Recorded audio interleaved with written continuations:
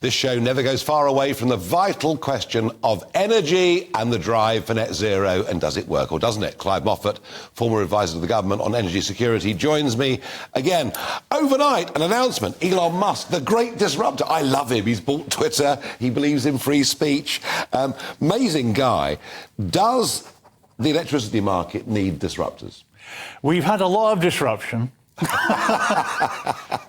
We've had energy caps, and we've had, at least a dozen major suppliers go bust at cost of billions to UK consumers. Because we bailed them out.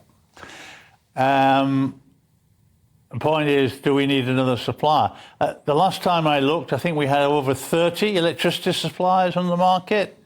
Some 60 have ceased trading for various reasons. Ofgem has presided over the demise of a dozen. As I say, a significant cost because of the energy price cap and the rising cost of gas last year. Yep.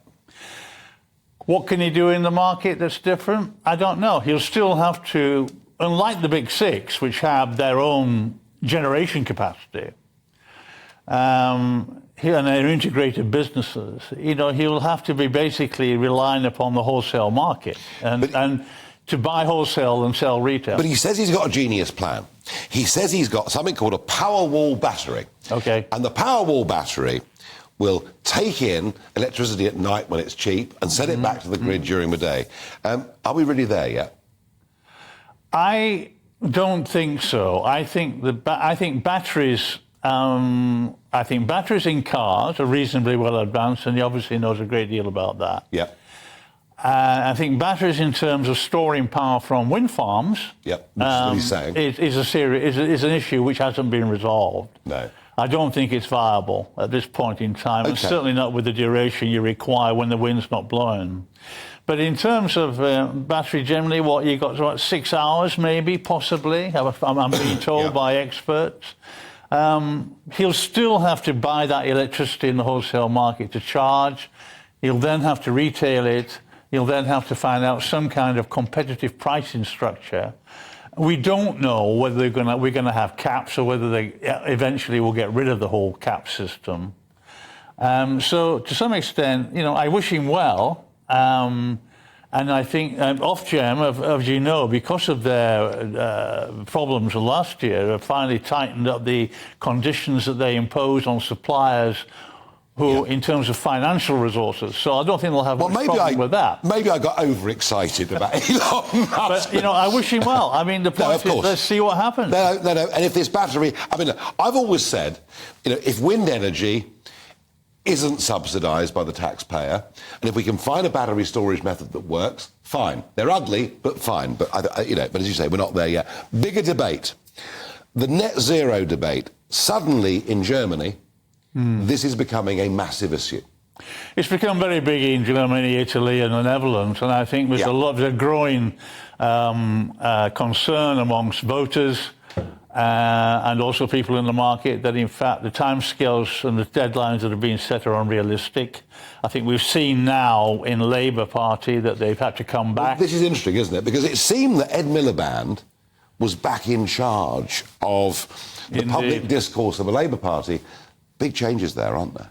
Yes, and we've had stories of Keir Starmer saying that he hates tree huggers, whatever that means.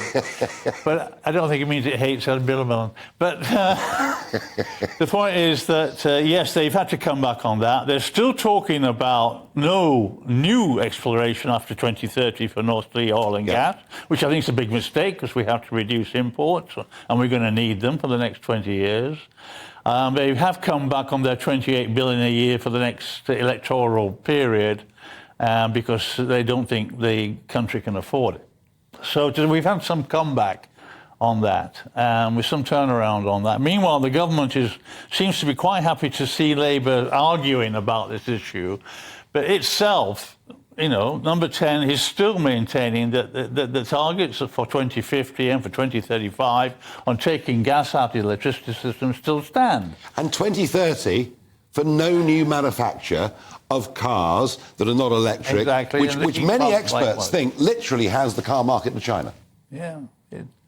Those deadlines, I think, have got to be called. I mean, I think they've got to be turned off. I think the deadline for cars And I think certainly the deadline for heat pumps has got to be taken away because that's simply not viable.